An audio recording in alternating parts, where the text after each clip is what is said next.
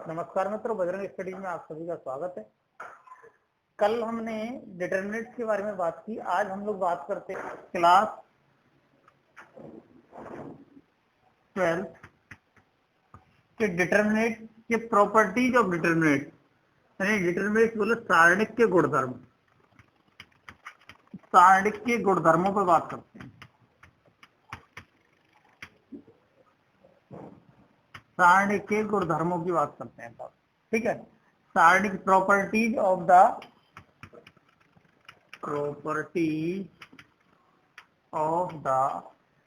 Determinant, ठीक है sir. अब अपन लोग बात करें सारणिक के अपने सारणिक के जो प्रॉपर्टीज हैं वो है 10। पहली प्रॉपर्टी क्या है, जैसा कि मैंने पूर्व में बताया, पहली प्रॉपर्टी ये है कि यदि कोई भी मेरे पास में इस प्रकार का सारणिक दिया हुआ है, एक सारणिक दिया हुआ, ध्यान से देखना, A1, A2, A3, A4, A5, A6, A7, A8, A9, ऐसा कोई सारणिक दिया हुआ है। इसका मान यदि डेल है और कल को इसका पंक्ति को कॉलम में बदल दो और कॉलम को पंक्ति में बदल दो, तो इसके मान में कोई फर्क नहीं पड़ता। ऐसे उठा के इसका ट्रांसपोज निकाल दो, A1, A2, A3, A4, A5, A6, A7, A8, A9, ठीक है साहब। तो इसका जो डेल है, ये डेल और ये डेल, दोनों के दोनों डेल कैसे होंगे भैया? बराबर होंगे साहब। दोनों का आंसर क्या है? बराबर होगा। किसी भी आयु के रो और कॉलम को बदलने पर उसके गुणधर्म में, उसके मान में, कोई भी संख्यात्मक मान में कोई भी परिवर्तन नहीं होता है। जैसे कि फॉर एग्जाम्पल अपन लोग ले ले, एग्जाम्पल के रूप में मैंने ले लिया कोई 1, 2, 3, 4 ऐसे करके कोई एक आयु है। इसका यदि मैं डेल निकालना चाहूँ, डेल के लिए मैं क्या करूंगा? 4 एकम 4 है ना, -3 दूनी 6 बोले तो -2, ये मेरे पास में। अब इसी को मैं पलट लेता हूँ, 1, 2, 3, 4 ऐसे कर दूं। अब करता हूं मैं, तो मेरे पास में कोई फर्क नहीं पड़ने वाला। 4 एकम 4 और 3 दूनी 6, किसी भी आयु के लिए ये सत्य साबित होता है। -2 दोनों ही इक्वल हैं, तो किसी भी आयु का रो कॉलम बदलने से उसके संख्यात्मक मान पर कोई फर्क नहीं पड़ता है। ये अपना फर्स्ट गुणधर्म है, फर्स्ट प्रॉपर्टी है साहब। सेकंड प्रॉपर्टी क्या है? सेकंड प्रॉपर्टी के लिए मैं बात कर लूं। सेकंड प्रॉपर्टी अपने पास में है, कोई भी एक सारणिक है, उस सारणिक बोले डिटरमिनेंट है, उस डिटरमिनेंट के यदि परस्पर दो रो या कॉलम, दो पंक्ति या स्तंभ को परस्पर बदल दिया जाए तो उसके संख्यात्मक मान पे तो कोई फर्क नहीं पड़ता, केवल और केवल चिन्ह बदल जाता है भैया।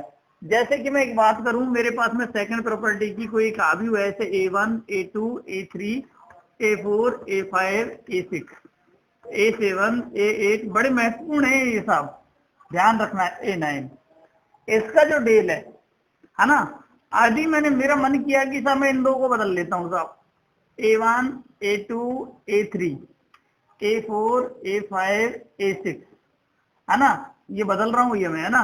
मैं यहाँ पहले लिख दिया मैंने A7, A8, A9, A4, A5, A6, ठीक है साहब। ये दोनों यदि मैंने पलट दिए तो इसका मान, जो इसका मान है वही होगा, लेकिन एक माइनस आ जाएगा।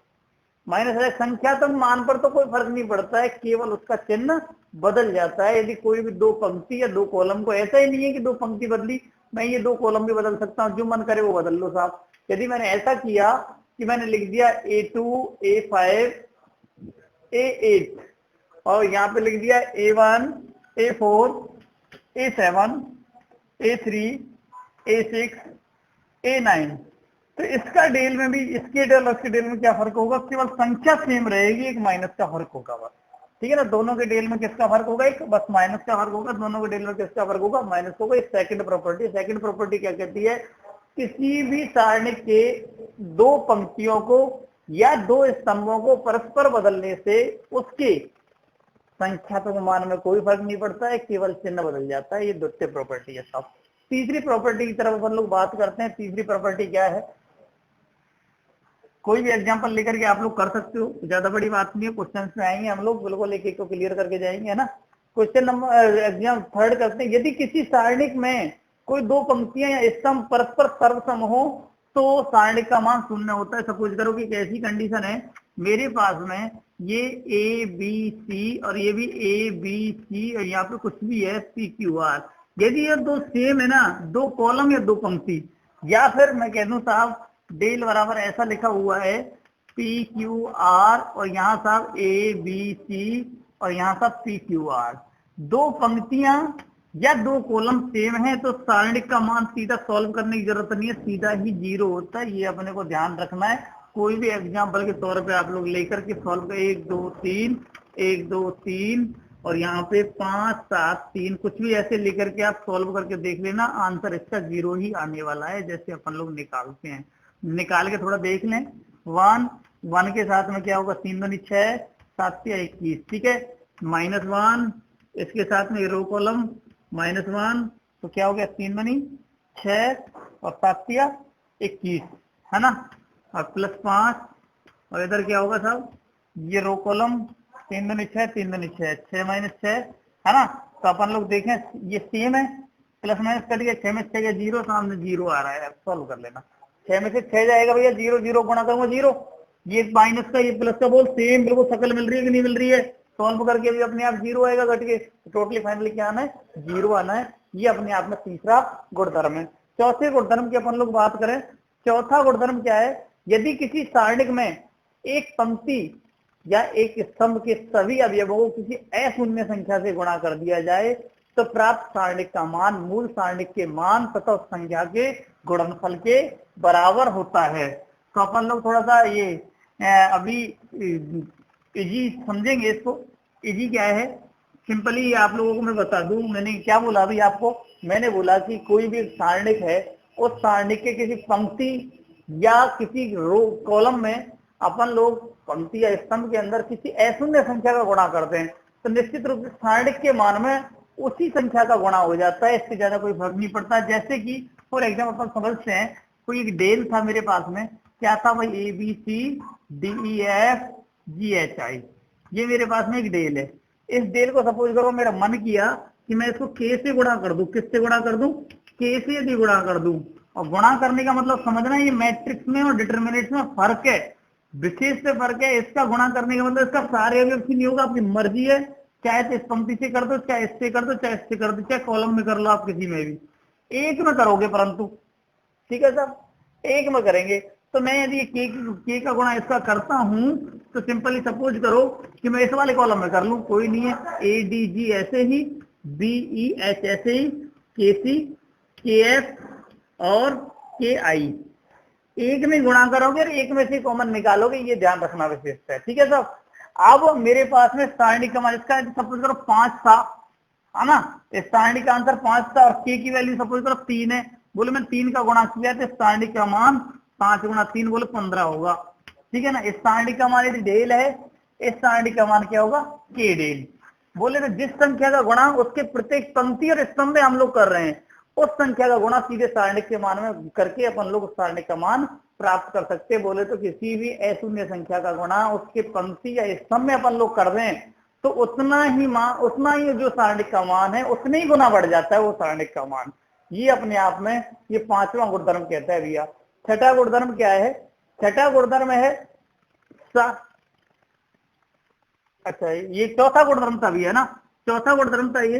तो इसके बाद पांचवें गुणधर्म पे बात करते हैं। पांचवें गुणधर्म क्या है, यदि किसी सारणिक में किसी पंक्ति या स्तंभ का प्रत्येक अवयव 2 या 2 से अधिक संख्याओं का योग हो तो सारणिक को उसी क्रम के 2 या 2 से अधिक सारणिकों में व्यक्त किया जा सकता है। बेटा सिंपल है, इसको मैं आप लोगों को बिल्कुल तसल्ली से समझा देता हूं, 1 मिनट का काम है, आप लोगों को तुरंत समझ पड़ेगा, मेरी गारंटी है। देखना, यदि कोई सारणिक इस प्रकार से दिया हुआ है, सब आपको ऐसे दिया है, A + B C + D E + F P Q R S T U, ऐसा कोई सारणिक है।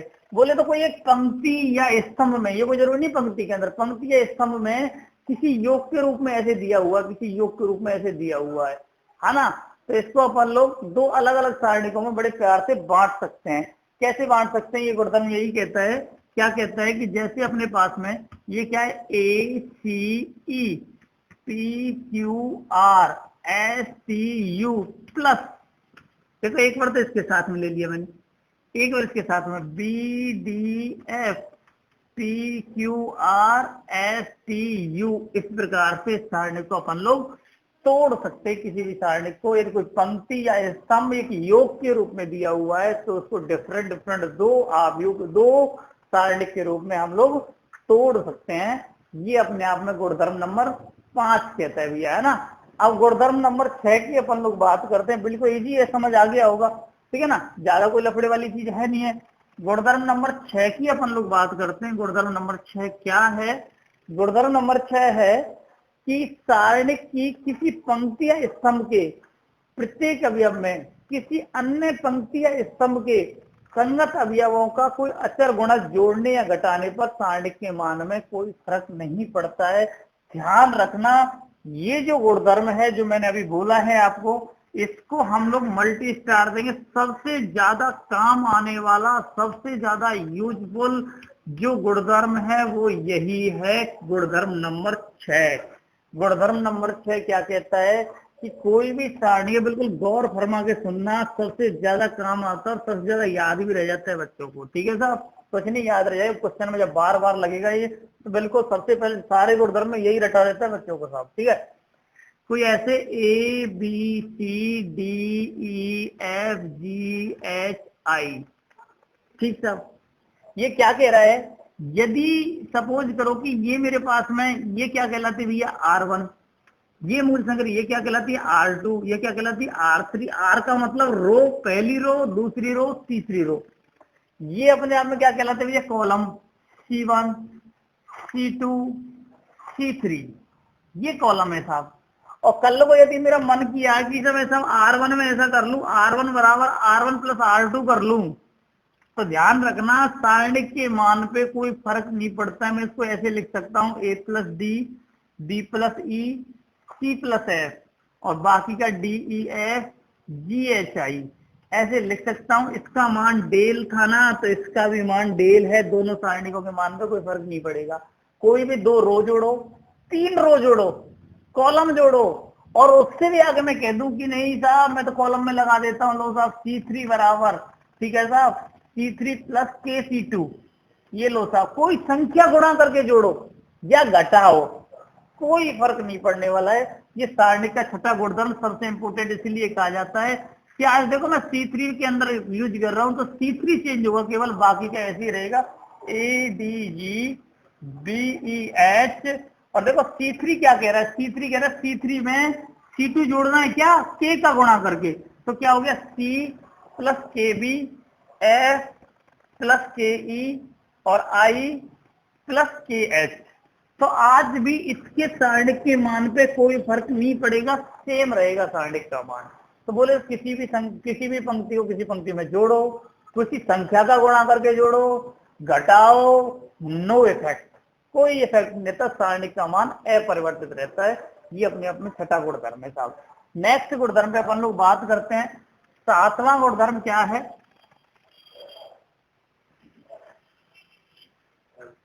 7वां गुणधर्म है अपने पास में, सारणिक की किसी पंक्ति या स्तंभ के अवयवों का किसी अन्य पंक्ति या स्तंभ के संगत सेखंडों से गुणा करने पर प्राप्त राशियों का योग 0 होता है। तो देखिए 7वां गुणधर्म अच्छा गुणधर्म है ये भी, है ना, बिल्कुल शानदार गुणधर्म आ रहे हैं। देखो साहब अभी मैंने बताया था कि कोई एक गुणधर्म है ABCDEFGHI, एक डिटर्मिनेट है ये, है ना। और सपोज करो कि इसका अपन लोग डेल निकालने के लिए करते क्या है? डेल निकालने के लिए क्या करते हैं भैया? डेल निकालने के लिए अपन लोग करेंगे, 1 मिनट ध्यान से देखें। देखिए डेल निकालने के लिए क्या करेंगे? A रखेंगे, A के साथ में A का F11 रखेंगे, उधर माइनस B रखेंगे, B के साथ में F12 रखेंगे, फिर C रखेंगे, C के साथ में F13 रखेंगे। समझ रहे हो ना, है ना। तो वहां ये F11 का मतलब क्या है कि A लिया, इसको मैं थोड़ा सा चेंज करके ऐसे भी ले लूं, एड्रेस के साथ में ले लूं, ज्यादा समझ आ जाएगा। ये A11 है, A12 है, A13 है, A21 है, A22 है, आपकी समझ में अच्छा पड़ जाएगा, है ना। A31 है, A32 है, A33 है साहब, आपको समझ पड़ना चाहिए तो ही बेस्ट है। यदि मैंने कहा कि सेम एड्रेस के साथ में सेम को फैक्टर लिए हैं, सेम सेकंड लिए हैं, तो सारणिक का मान निकलेगा। अदरवाइज सपोज करो कि मैंने साहब एड्रेस तो ये ले लिया A11, है ना, A12 और A13, यदि कोफैक्टर F11 लेता हूँ, F12 लेता हूँ और F13 लेता हूँ ना, तो इसका डेल निकलेगा भैया, है ना। और कल को सपोज करो कि मैंने इसका ये चेंज कर दिया साहब, तो ये वैल्यू तो ये लिए मैंने और कोफैक्टर इसके उठा लूं, सपोज करो मैंने 2-1 कर लिया, 2-2 कर लिया और 2-3 कर लिया, बोले तो रो को भी लिया और कोफैक्टर किसी और के ले लिया। ध्यान रखना तुरंत सारणी क्या करेगा, डेल का मान 0 देगा। तुरंत सारणी डेल का मान क्या देगा, 0। किसी अदर रो या कॉलम के अपन लोगों ने कोफैक्टर उठा ली और रो अलग उठा ली अपन लोगों ने, तो उसका मान स्वतः ही क्या हो जाता है, 0 हो जाता है। ये अपने आप में 7वां गुणधर्म कहता है। 8वें गुणधर्म पे अपन लोग चर्चा करें। यदि किसी सारणिक के किसी पंक्ति या स्तंभ के सभी अवयव 0 हों तो सारणिक का मान क्या होता है भैया, उस सारणिक का मान होता है 0। ये अपने आप में 8वां गुणधर्म आपको मिलेगा। 8वां गुणधर्म क्या है कि कोई एक अवयव इस प्रकार से है, उसमें इस प्रकार से कोई एक पंक्ति या कॉलम है ना, पंक्ति या कॉलम एक 0 है, या तो कॉलम या पंक्ति 0 है, तो सारणिक का सीधा सीधा मान आप लोग 0 बता देंगे भैया। ध्यान रखना भैया। इसी चीज से मैं आपको एक बात और बता दूं, अभी आपने गुणधर्म पढ़ा था, उस गुणधर्म के बारे में थोड़ी चर्चा कर दूं। सपोज करो 2 गुणधर्मों को यूज कर रहा हूं यहाँ पे। मैंने कहा था कि दो एक जैसे हैं, ठीक है साहब, 2 एक जैसे है ना, तो इसका मान 0 होता है। अब थोड़ा देखिए, मैंने ये बताया था कि मैं C1 बराबर C1 माइनस C2 कर सकता हूँ कि नहीं कर सकता हूँ। देखो कर सकता हूँ, तो सिंपली देख के बताओ मेरे को। 1 में से 1 गया तो 0, ये घटा ना, इसमें से 2 में से 2 गया 0, 3 में से 3 गया 0, ये 1 2 3 और 5 7 2, बोले एक रो कॉलम 0 आया कि नहीं आया, मैट्रिक्स का मान 0 हो गया कि नहीं हो गया, ठीक है ना। ऐसा भी हो सकता है। अब ये अपने पास में 2 गुणधर्म और बचे हैं।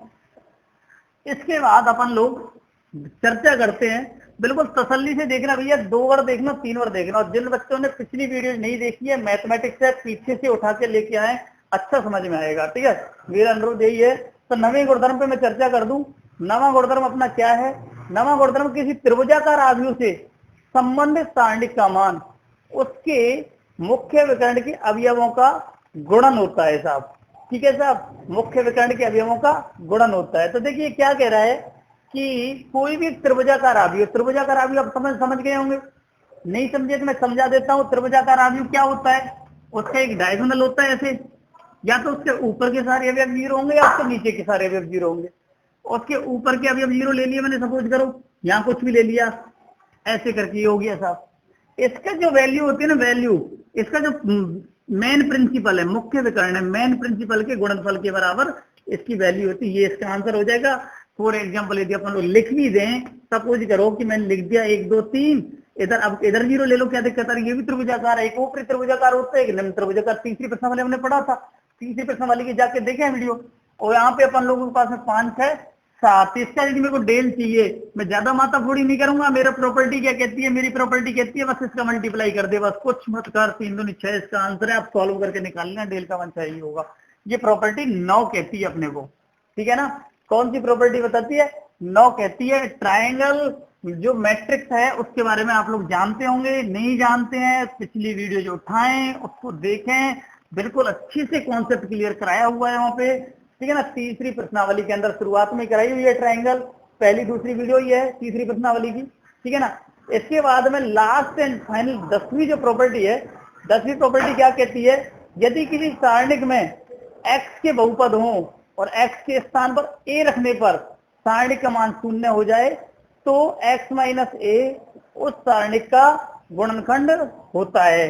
तो देखो साहब, अपने पास में सपोज करो कि 10वां गुणधर्म क्या कह रहा है भैया, कोई ऐसा है अपने पास में ax x square, 1a a square, 1b b square, ऐसा कुछ, ठीक है साहब, ऐसा कोई डिटरमिनेंट दिया हुआ है। अब मेरे को पता चल रहा है भैया, यदि कल को मैं x की जगह पे a रख के देखूं, क्या करी प्रॉपर्टी साहब, किसी सारणिक में x दिया हुआ है और x के स्थान पर हम कोई वैल्यू रख रहे हैं और वैल्यू रखते हुए सारणिक का मान 0 हो रहा है। तो सिंपल ही बात है, यदि x के स्थान पर a रखा, इसका वैल्यू 0 हो गई, तो x माइनस a इसका क्या हो गया, फैक्टर हो गया भैया। फैक्टर बोले तो गुणनखंड हो गया, ये इसका क्या है, गुणनखंड। आपने छोटी क्लास में पढ़ा होगा, छोटी क्लास में पढ़ा होगा कि x के स्थान पर जिस वैल्यू का मान रखा जाता है वो उसका शून्य कहलाता है, मूल कहलाता है, और x के साथ में लगाने पर वो क्या होता है, फैक्टर होता है, गुणनखंड होता है। वही चीज यहाँ पे है। तो सिंपली एक्स की जगह पे सपोज करो मैंने ए रख के देखा 1 ए स्क्वायर, बाकी का सेम ऐसा ही भैया 1 बी स्क्वायर। बोले दो रो सेम है ना, तो प्रॉपर्टी अपने को ये बताती है दो रो सेम है तो इसकी वैल्यू 0 हुई कि नहीं हुई? 0 हो गई ना। यदि वैल्यू यदि अपनी 0 हो गई तो सिंपली बात अपन लोग कहेंगे एक्स माइनस ए इसका एक गुणनखंड है। दूसरी बात एक्स बराबर बी रख के देखूं भैया, जैसे बी रखा 1 बी स्क्वायर 1 ए स्क्वायर 1 बी स्क्वायर, बोले दो सेम तो आज भी डेल 0, तो इसका एक फैक्टर एक्स माइनस बी भी हो गया, ये एक गुणनखंड हो गया। क्या हो गया? गुणनखंड। ठीक है ना, क्या हो गया भैया? गुणनखंड हो गया। बोले तो गुणनखंड बोले तो फैक्टर हो गया कहने की बात। ठीक है साहब, दो इसके फैक्टर हो गए। ये 10वीं प्रॉपर्टी है। इस प्रकार से हमारी इसकी प्रॉपर्टी खत्म हुई। अगली वीडियोज में आप लोगों को ढंग से देखें 4.2 प्रश्नावली बोले थे प्रॉपर्टी पे आधारित क्वेश्चन, इनमें से एक क्वेश्चन एग्जाम के अंदर 100% आता है और बड़े ही महत्वपूर्ण क्वेश्चन है। 4.2 ही चौथी प्रश्नावली में सर्वश्रेष्ठ है। उसके लिए आप लोग हमारे साथ में बने रहें, हमारे चैनल को देखते रहें। वीडियोज अगले प्रश्नावली की वीडियोज प्राप्त करने के लिए बेल आइकन को दबाएं, अपने दोस्तों के साथ में शेयर करें। बजरंग स्टडी की पूरी टीम की तरफ से आप लोगों के लिए धन्यवाद।